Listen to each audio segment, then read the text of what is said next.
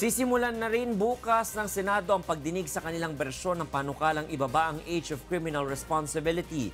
Ngunit para kay Senate President Tito Soto III, dapat ay hanggang 12 anyos lamang ito at hindi 9 years old batay sa bersyon ng Kamara. Ito ang balita ni Joanne Nano.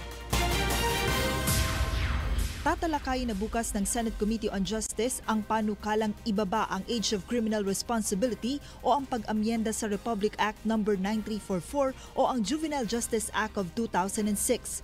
Sa kasalukuyan, hindi maaaring panagutin sa nagawang krimen ang mga batang may edad 15 taon pababa. Setyembre noong nakaraang taon, inihain ni Senate President Tito Soto III ang Senate Bill No. 2026 na layong baguhin ang age of criminal responsibility.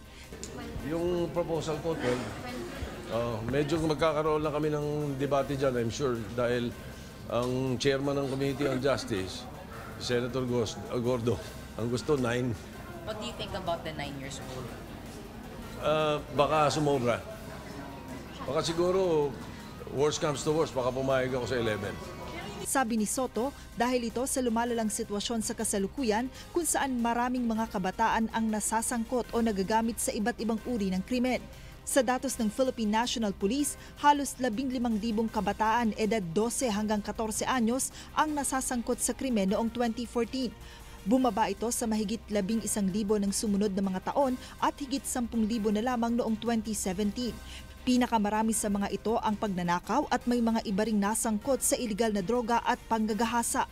Pinagbatayan din ni Soto ang pag-aaral ng Child Rights International Network kung saan ang minimum age ng criminal responsibility sa Asia at Africa ay 11 anyos habang 13 years old naman sa Amerika at Europa.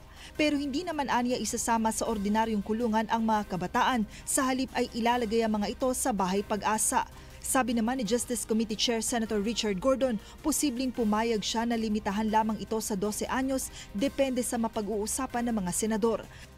I plead guilty. I'd like to say that I'd like to take a second look at it again. Maybe bring it down to originally 9 years old or 12 years old. Sabi pa ni Gordon, gagawin nilang prioridad ang pagpasa sa panukalang batas na ito. Joanne Nano, UNTV News and Rescue, Senate of the Philippines.